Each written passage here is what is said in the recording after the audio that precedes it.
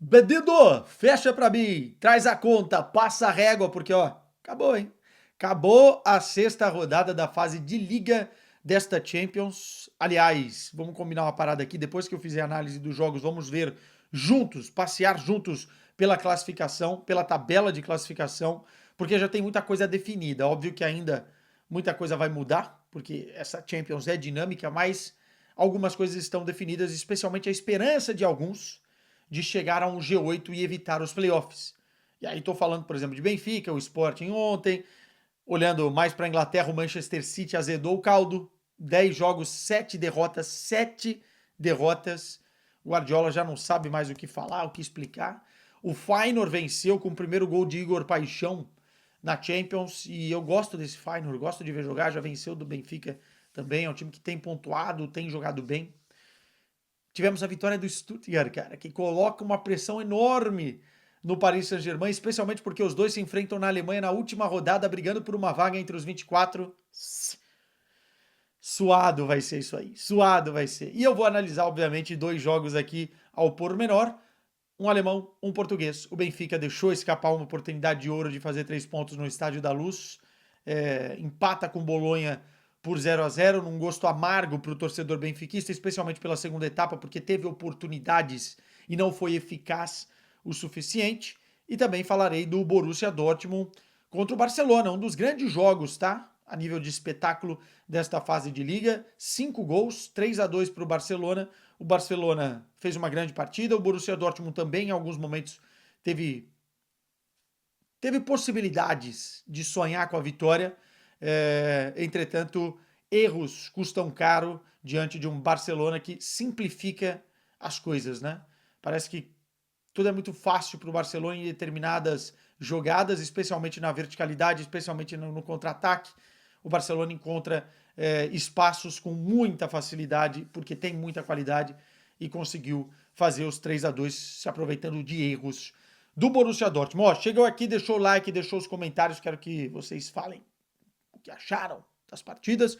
Sempre com a parceria da KTO, nossa patrocinadora master aqui do canal Arthur Quesada. E óbvio, se inscrevam se vocês não forem inscritos. Vamos começar com o Borussia Dortmund? Vamos pro Signal Iduna Park? Ah, como eu gostaria, tô com saudades.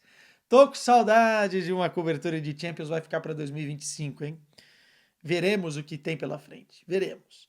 Mas vamos lá, viajar para o Westfalen Stadium. Eu separei aqui vários momentos do jogo, porque eu acho que o jogo teve realmente várias características em que ora o Barcelona estava melhor, ora o Borussia Dortmund parecia que estava melhor e queria virar a partida, mas na verdade foi um jogo muito, muito recheado de ocasiões, né? Eu não sei como o primeiro tempo terminou 0-0 para falar bem a verdade, né? O Barcelona começou muito bem a partida, pressionando lá em cima, subindo a sua linha, aquele jogo bem estilo Hans Flick, né? O Barcelona teve 2 ou 3 oportunidades logo nos 5 primeiros minutos de fazer 1-0. O Kobel fez uma partidaça. O Nuri Sahin, óbvio, tá tendo dificuldades, especialmente com o departamento médico, né? Não pôde contar com o Brent, que é o jogador talvez mais talentoso dessa meiuca. O Sul também tá fora por algum tempo. O ADM, né, que vinha fazendo bons jogos na Liga dos Campeões, também está fora já há algum tempo e, enfim, ainda não voltou, não está 100%. Então, cara, foi uma partida em que o Nuri Sahin teve que inventar algumas coisas, né? Colocou o Duranville de um lado, o Bayern Gittens do outro, enfim, Sabitzer, Mentia no meio campo, jogou o Gerson por um lado, o Benzebaini pelo outro. Enfim, tentou fazer um time coeso na tática que ele já vem fazendo, mas com essas dificuldades. Né? Com essas dificuldades. E o Barcelona, cara, quando inicia os jogos principalmente, é um time que vem para matar, né? Para fazer 1, 2, 3. O Hans Flick fala muito de coragem, né? O time tem que ser corajoso. E eu até acho que o Hans Flick tem pouco repertório. Ou é do jeito dele, ou não é. Né? E sendo do jeito dele, obviamente que o Barcelona vai fazer muitos gols, porque parece que comprou a ideia. Time muito físico, intenso, enfim, vertical, que resolve as coisas rapidamente, né? Não precisa de 7, 8 toques na bola, 9, 10, 11, como era com o Xavi. É um time que verticaliza rapidamente, né? 1, 2 toques, a bola já está em velocidade ou para o Rafinha, ou para o Yamal, ou para o Ferran, ou para quem estiver ali sair na cara do goleiro. só que também dá muito espaço atrás. E aí vem aquela famosa linha de impedimento que o Barcelona vem fazendo, que hoje o Borussia Dortmund caiu várias vezes. Foram 6 impedimentos do Borussia Dortmund contra nenhum do Barcelona. E aí você vê que a coisa é trabalhada, né? Que a coisa é fomentada pelo Hans Flick e funciona muito bem em algumas ocasiões. Não estava funcionando nos últimos jogos tão bem, mas dessa vez eu achei que funcionou em vários momentos, inclusive teve gol anulado do Borussia Dortmund por conta disso, o Guirassy várias vezes também impedido. Enfim, o time que jogar com o Barcelona vai precisar fazer uma leitura desta linha alta e dessas posições de impedimento que o Barcelona força a equipe adversária, né? O Barcelona começou muito bem, como eu falei. Parêntese aqui pro Lamine Yamal, acho que é justo. O Barcelona tem nas mãos um jogador que, se for lapidado e se o projeto Barcelona girar em torno dele, muito provavelmente o Barcelona vai vencer nos próximos anos a Liga dos Campeões, vai voltar a ser o protagonista que era. Porque o Lamine Yamal é um jogador muito diferente. Muito diferente. Nós estamos falando de um moleque de 17 anos que entrega como se fosse um prodígio já a realidade de 23 anos, né? Nos lances um contra um, o Benzemaini ficou perdidaço. Ele colocou no bolso o Benzemaini em vários momentos. É óbvio que depois, na segunda etapa, caiu um pouco fisicamente, mas no primeiro tempo, cara, toda vez que o Lamine Yamal pegava na bola, era um pesadelo para a torcida e para a defesa do Borussia Dortmund. Tem uma trivela que ele dá, ele já fez isso no Campeonato Espanhol e já fez gol o Barcelona dessa forma. Conscientemente, ele dá uma trivela pro Rafinha que perde o gol, mas é de uma finesse a jogada, de uma categoria, de uma visão de jogo, o passe em que poucos jogadores enxergam, a linha de passe que poucos jogadores são capazes de encontrar, e o Yamal é muito, muito bom jogador, né? E assim, é um talento enorme e que o Barcelona vai precisar se acertar financeiramente, fazer um projeto que gira em torno dele, porque eu tenho certeza que esse moleque vai brigar, inclusive, para a bola de ouro mais para frente. É muito diferente. E é muito maduro para a idade. Se não se perder, né, porque tem jogador também que vai por outros caminhos, eu tenho certeza que o Yamal vai chegar nesse status e vai fazer o Barcelona chegar nesse status também. É muito bom jogador. Nós tivemos alguns outros momentos, né, do Borussia Dortmund depois desse momento inicial do Barcelona. A partir dos 20 minutos, o Borussia Dortmund começou a respirar mais, começou a encaixar mais o seu jogo, teve as suas chances, né? O Guirassy teve uma chance lá para os 40 minutos, que ele caiu na área e pediu penalidade, mas para mim não foi. O Nhak Penha teve que trabalhar também em alguns momentos. No primeiro tempo, eu achei que o Barcelona foi superior. O jogo inteiro, se a gente pegar os números, o Barcelona foi melhor, né? Em termos de posse de bola, em termos de finalizações e tal. Mas teve alguns momentos ali de tensão que o Borussia Dortmund poderia ter aproveitado melhor. Aproveitou bem, até porque foi buscar duas vezes o resultado, mas no momento chave não conseguiu virar o jogo, né? Não conseguiu fazer o 3-2. Primeiro tempo termina 0-0, no segundo tempo o Rierson sai para a entrada do Ian Couto. Parêntese para o Ian Couto, é um jogador que o Borussia Dortmund aposta para o futuro. Né? É um cara que vai ser lapidado, não é à toa que o Borussia pagou 30 milhões de euros logo depois de ver poucos jogos, poucos recortes dele, porque ele esteve lesionado por muito tempo, mas o Borussia não quis saber, foi lá e contratou em definitivo o atleta. E o Ian, eu acho que diferente do Rierson, é para um tipo de jogo mais ofensivo e mais agudo pela lateral. O Rierson defende melhor que o Ian. E eu acho que o Ian ficou muito preso por ali. Quando ele começou a se soltar, que começou a melhorar. Inclusive, no início, o Barcelona explorou muito aquele lado de campo, né? O gol do Rafinha, que está numa fase espetacular, o Rafinha é o melhor brasileiro em atividade hoje na Europa. O gol do Rafinha sai exatamente naquilo que o Barcelona faz bem. O Borussia Dortmund tenta, no início da segunda etapa, encaixar uma pressão alta, com vários jogadores pressionando o portador.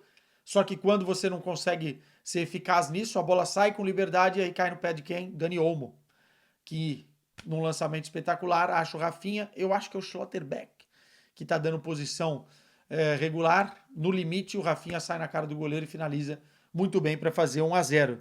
E dali, cara, o Borussia Dortmund é um time que responde, né? Não é um time que desiste.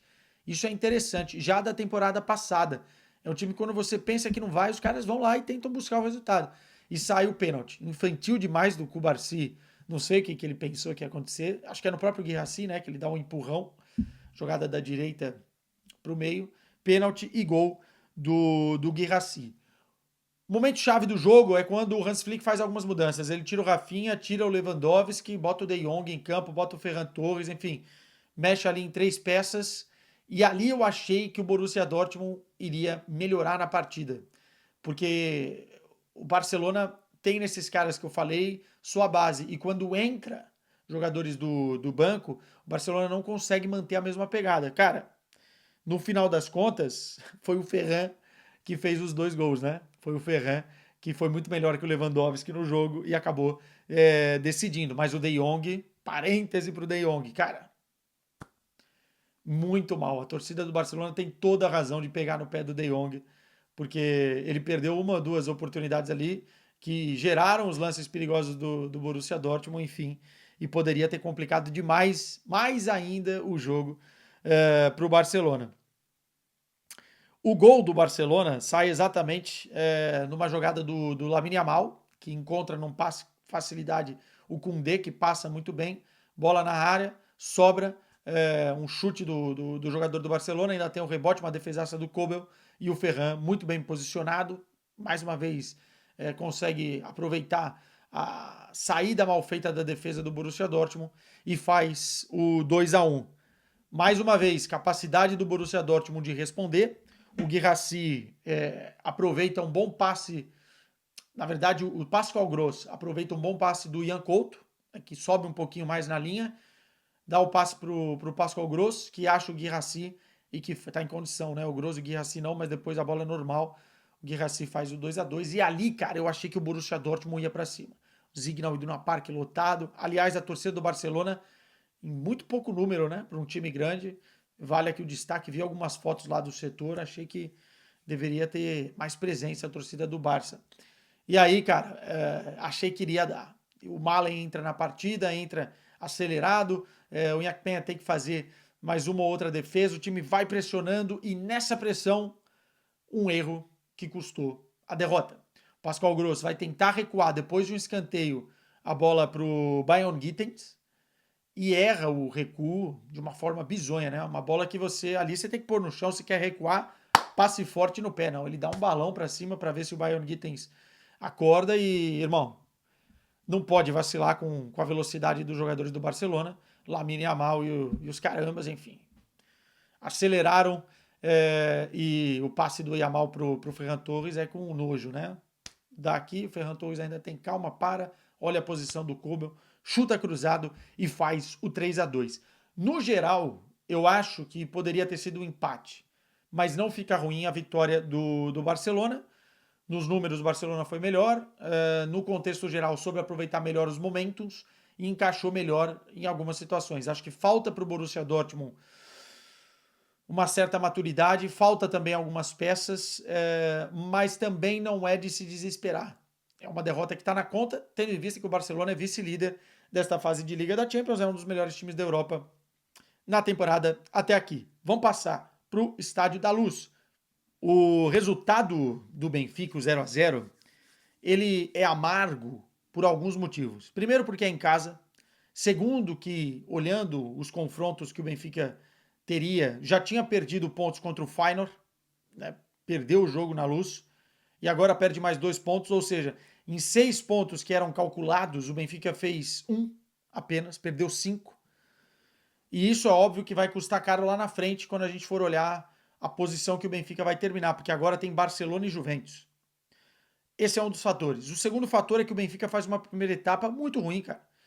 Assim, eu até entendo que o Bolonha não seja um time fraco, é um time que estrategicamente foi lá, pressionou alto os jogadores do Benfica, complicou a saída de bola do Benfica. O Benfica ficou um pouco na inércia do que poderia fazer, mas, cara, é o Benfica no Estádio da Luz. O time do Benfica é superior. O Bolonha já não é o Bolonha da temporada passada, inclusive é um time que é mais italiano do que era nas mãos do Thiago Motta, né? É um time que se fecha muito melhor, compacta muito melhor.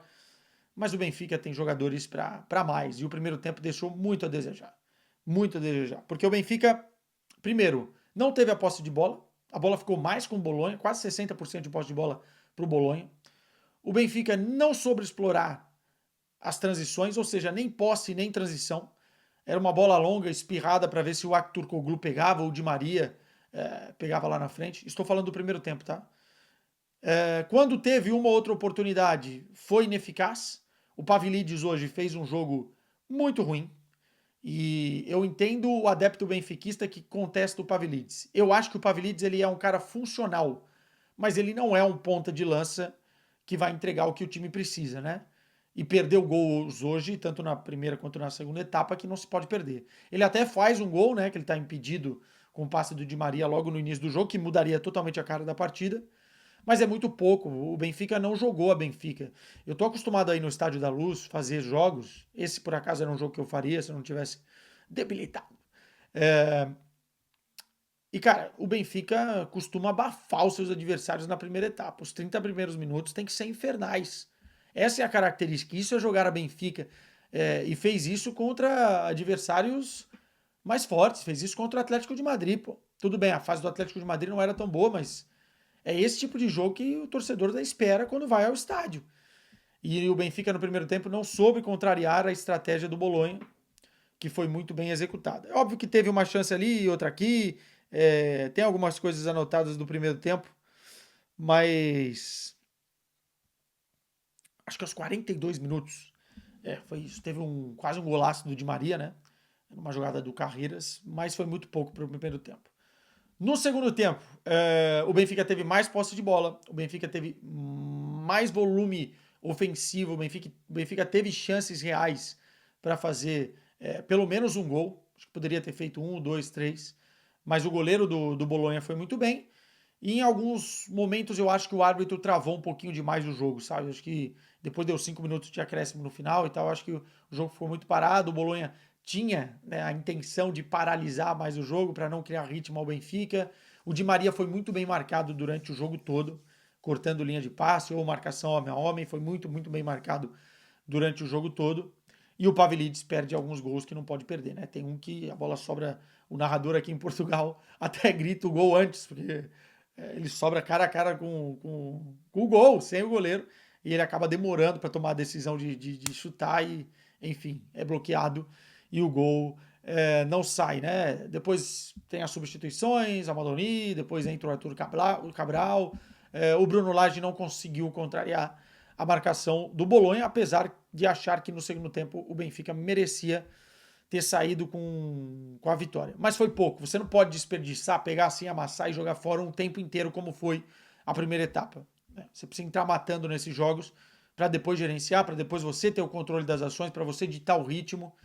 E achei também hoje o Cock Show um pouco abaixo. Gostei muito do jogo do Carreiras. Cada vez que eu vejo o jogo do Carreiras eu fico ainda mais impressionado. É um jogador que o Benfica tem que tentar manter. Eu não sei como é que está a situação lá com o Manchester United. Parece que tem uma cláusula de recompra, mas eu acho que o Benfica tem que tentar manter por mais tempo. O Carreiras é muito, muito bom jogador. Ele gera muito perigo por aquele lado. Hoje também não foi o jogo bom do Aktürkoğlu.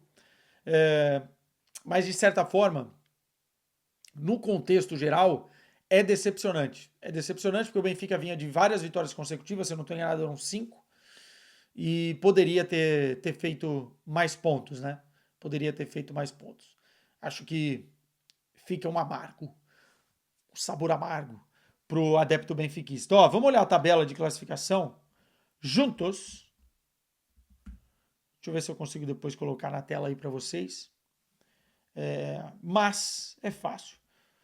O Liverpool está em primeiro lugar, né, com 18 pontos, 6 jogos, 6 vitórias. O Liverpool, para mim, é o melhor time da Europa hoje. Não só por o que está fazendo na Champions, mas também na Premier League, né? Um time muito coeso, muito consistente, né? E tem suas peças individuais também brilhando, Salah, enfim. O Liverpool tem 6 jogos, 6 vitórias. O Barcelona vem na sequência com 15 pontos. O Liverpool, com 18 pontos, já está classificado no G8. O Barcelona está perto disso. A gente calcula com 16 ou 17 pontos essa classificação para o G8. O Arsenal voltou a vencer o Mônaco dessa vez, 13 pontos. Aí vem os times com 13, são muitos. Arsenal, Leverkusen, Aston Villa, Inter de Milão, o Brest e o Lille. Esse fecha o G8. Todos os times com 13 estão dentro do G8. Brest fazendo uma campanha absurda. A partir daí, nós temos o Borussia Dortmund e o Bayern de Munique com 12 pontos. Essas duas equipes têm, na teoria, jogos acessíveis para tentar brigar por G8. E eu acho que pode realmente acontecer, tá? Porque o Borussia pegou o Real Madrid, pegou o Barcelona, eram jogos mais difíceis. Atlético de Madrid numa arrancada fantástica com 12 pontos. Milan com 12 pontos. Daí, 13º lugar a Atalanta, 14º o Juventus, o Benfica aparece em 15º com 10 pontos. Só que o Benfica é o que eu falei. Pega o Barcelona em casa e a Juventus fora. Talvez o Benfica, se pontuar, se fizer um ponto nesses dois jogos, enfim, deve ficar na parte de baixo, né, com 16 ao 24. E isso pode ser ruim lá na frente. Mônaco, 16º, 17º Sporting, também com 10 pontos. Uma situação parecida com a do Benfica a nível pontual, mas os jogos do Sporting são mais acessíveis.